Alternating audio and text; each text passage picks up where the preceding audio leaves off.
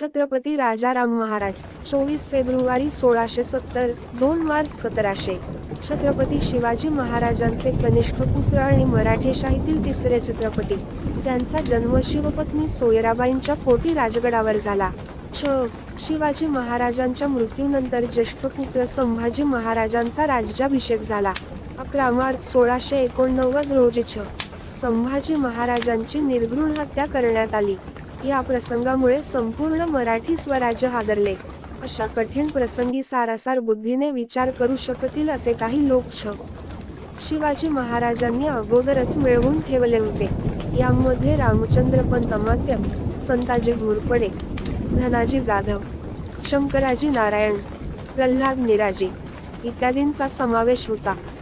या सर्व मंडळींनी राजाराम महाराजांचा राज्याभिषेक केला. 1689 मोगलांच्या आक्रमणामुळे राजाराम महाराजांना रायगड सोडून जिंजीला जावे लागले. संभाजी महाराजांच्या पाडावाने औरंगजेबाला आनंद झाला असला तरी राजाराम महाराजांना कैद न झाल्याची गोष्ट त्याला खटकत होती. त्याने दक्षिणेत उतरून आदिलशाही 1686 आणि कुतुबशाहीचा 1687 यांचा पाडाव केला. या प्रसंगानंतर तो विजापुराकडे मोगल सैन्याला प्रोत्साहन देण्यासाठी निघून गेला. त्याचा उद्देश असा होता की उत्तरेतून येणाऱ्या मराठी सैन्याच्या वाटा अडविणे. तेथून पुढे औरंगजेबाने ब्रह्मपुरीला येऊन मराठ्यांचे गडकोट घेण्याची मोहीम सुरू केली. संभाजी महाराजांच्या मृत्यूनंतर कठीण परिस्थितीत मराठ्यांचे नेतृत्व करण्याची जबाबदारी राजाराम महाराज यांच्याकडे आली.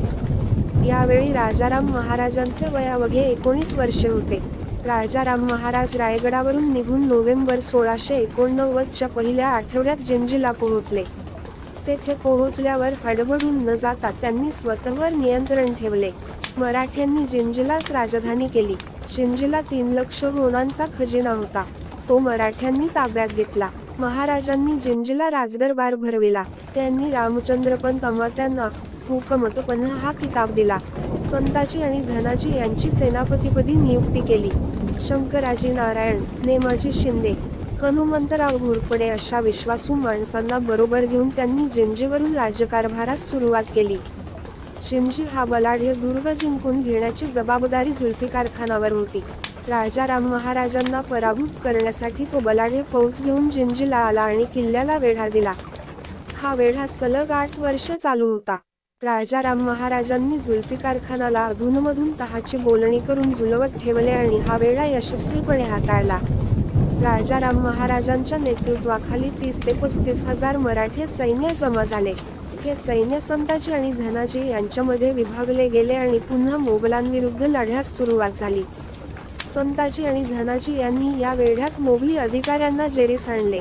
मोगल सरदार रुस्तुम खान साताऱ्याचा अजिंक्यतारा किल्ला जिंकण्याच्या प्रयत्नात होता. तेव्हा राजाराम महाराजांनी रुस्तुम खानाकडे कुमक कमी असल्याची संधी ओळखून संताजी आणि धनाजी यांना खानाच्या विरुद्ध पाठविले. मराठ्यांनी खानाचा पराभव केला. 25 जानेवारी 1690 या लढाईत मराठ्यांना 4000 घोडी मिळाली, तर खानाकडून त्यांनी 1 लाख होऊन दंड वसूल केला. रुस्तुम खानावरील विजयामुळे मराठ्यांचा आत्मविश्वास वाढला. जीवनमरणाच्या या संघर्षामध्ये मराठ्यांना प्रोत्साहन देणे, त्यांना पाठबळ देणे हेच मुख्य काम राजाराम महाराजांना करावयाचे होते. छत्रपती म्हणजे प्रजेचा पिता, रक्षणकर्ता या नात्याने त्यांनी हे काम अचूकरित्या केले. येथून पुढे मराठ्यांच्या लढ्याचे लोकलढ्यात रूपांतर झाले. मराठ्यांनी रौद्र रूप धारण केल्याने पुढे मोगलांची बिकट अवस्था झाली.